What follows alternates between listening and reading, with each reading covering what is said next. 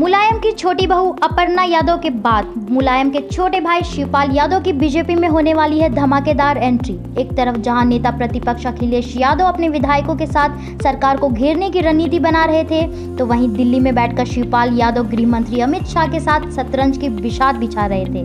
सपा विधायक दल की बैठक में न बुलाए जाने से नाराज मुलायम के सारथी अखिलेश के चाचा अपर्णा के छोटे ससुर शिवपाल यादव अब कभी भी बीजेपी का दामन थाम सकते हैं। सूत्र बताते हैं कि एक तरफ जहां योगी विधानसभा में शपथ ले रहे थे, तो वहीं दूसरी ओर शिवपाल दिल्ली में अमित शाह से अपनी दिल की बात बता रहे थे। पिछले 27 तारीख को शिवपाल मुलायम से मिल चुके थे, तो अब वह अमित शाह से भी मिल चुके हैं। क्या अपर्णा के बाद अब शिवपाल भी बीजेपी का हिस्सा होंगे? कयास लगाए जा रहे हैं कि केवल शिवपाल ही नहीं, शिवपाल को चाहने वाले और भी लोग भविष्य में बीजेपी का हिस्सा बनेंगे और पार्टी का विघटन होगा।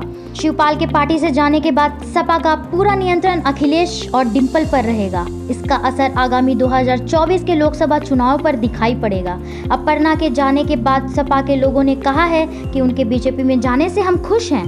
अपर्णा कोई खाटी की यादव थोड़ी ना है, लेकिन शिवपाल तो खाटी के यादव हैं। तो अब क्या कहेंगे सपाई?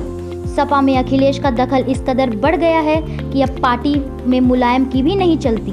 पार्टी के सभी निर्णय अब अखिलेश लेते हैं। अगर शिवपाल की एंट्री बीजेपी में होती है, तो उनके समर्थक पूरब से लेकर पश्चिम और उत्तर से लेकर दक्षिण तक, गाजियाबाद से लेकर गोरखपुर तक हजारों की संख्या में सपा छोड़कर बीजेपी में शामिल हो जाएंगे। फिर सपा का भविष्य क्या होगा? क्या अकेले अखिलेश पार्टी को संभाल पाएंगे? ये देखने वाली बात होगी। शिवपाल के पार्टी से जाने के बाद मुलायम की पीढ़ी की राजनीति सपा से खत्म हो जाएगी। बात तो यह भी चल रही है कि कहीं रालोद के अध्यक्ष जयंत चौधरी भी सपा का साथ न छोड़ दें। सपा ने हार के बाद एक बैठक बुलाई, उस बैठक में जयंत नहीं आए। तभी से ये कयास लगने शुरू हो गए कि कहीं जयंत भी अखिलेश का साथ न छोड़ दें और भाजपा के साथ हाथ मिला ले। पार्टी में हार के बाद एक संकट है, पार्टी की टूट का संकट, गठबंधन के साथियों के छोड़ जाने का संकट। यदि शिवपाल की एंट्री बीजेपी में होती है, तो यादव का एक बड़ा वोट बैंक भाजपा में आ जाएगा, तो वहीं सपा के दिग्गज नेताओं का भी रास्ता भाजपा के लिए खुल जाएगा।